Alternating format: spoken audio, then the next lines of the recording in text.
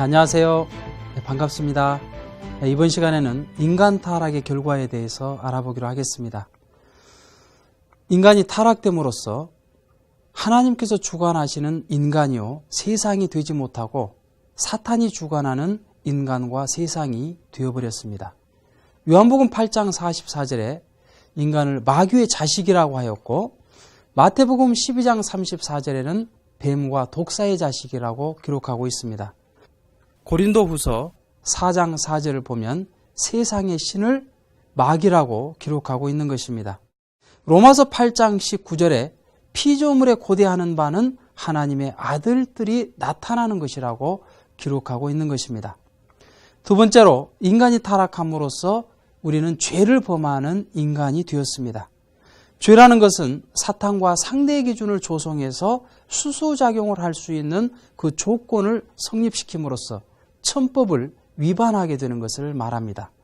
이 죄에는 4가지 종류가 있는데 그 뿌리로서 원죄가 있고, 줄기로서 혈통죄, 그리고 가지로서는 연대죄, 그리고 잎과 같은 자범죄가 있는 것입니다.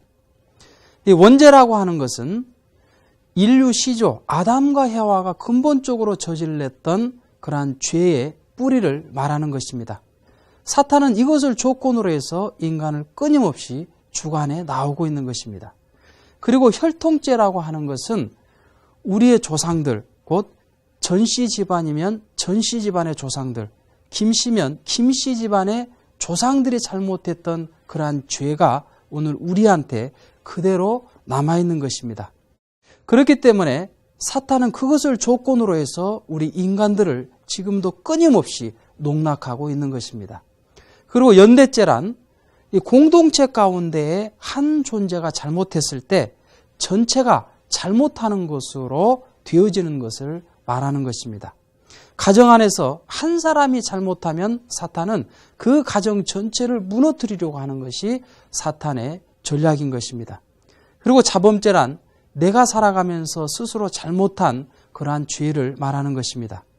우리 인간이 지상에서 살아가면서 혈통죄나 연대죄, 자범죄는 탕감 조건을 세움으로써 정리는 할 수 있습니다.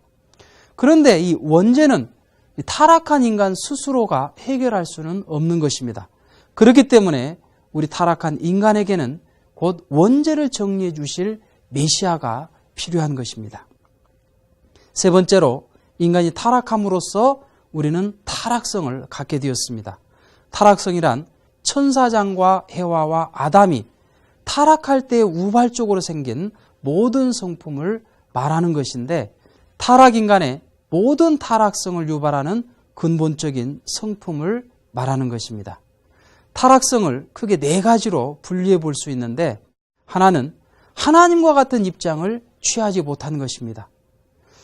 하나님께서 아담과 해와를 사랑하고 있는 모습을 천사장이 보았을 때 천사장도 하나님처럼 나도 이렇게 아담과 해와를 사랑해야 되겠구나, 그렇게 생각을 했어야 되는데 오히려 시기와 질투를 가졌습니다.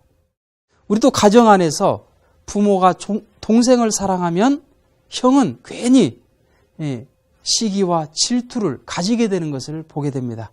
그것이 바로 타락성인 것입니다. 그리고 자기의 위치를 떠난 것입니다. 천사장이 천사장으로서의 위치를 지켰어야 되는데 혈기를 부림으로써 그 인간 세계에 가려고 했던 것입니다. 우리 인간들도 조금 기분 나쁘면 혈기를 부리고 자기 위치를 떠나죠. 가정을 떠나버리고 직장을 떠나버리게 되는 것입니다.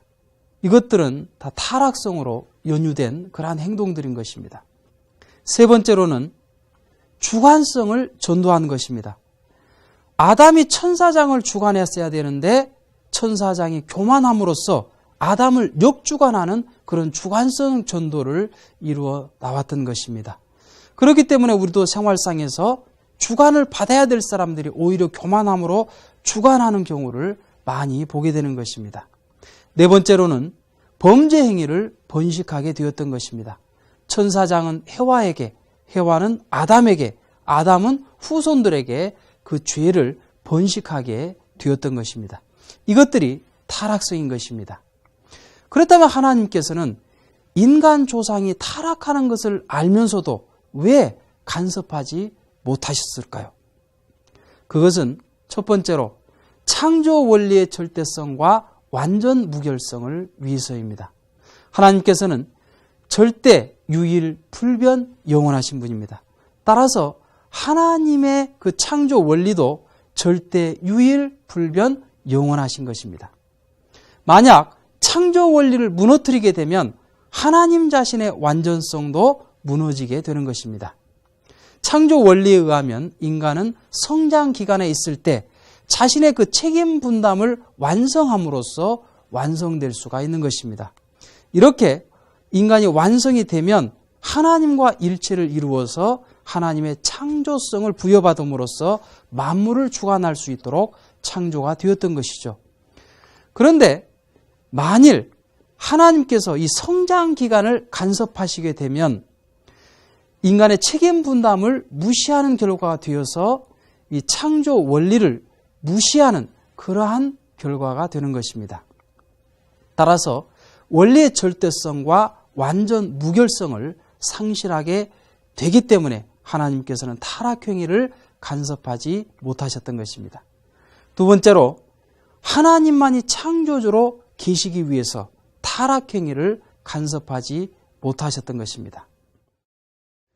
악이나 이 지옥은 하나님께서 창조하신 것이 아니기 때문에 하나님께서 직접 관여하지 않으십니다.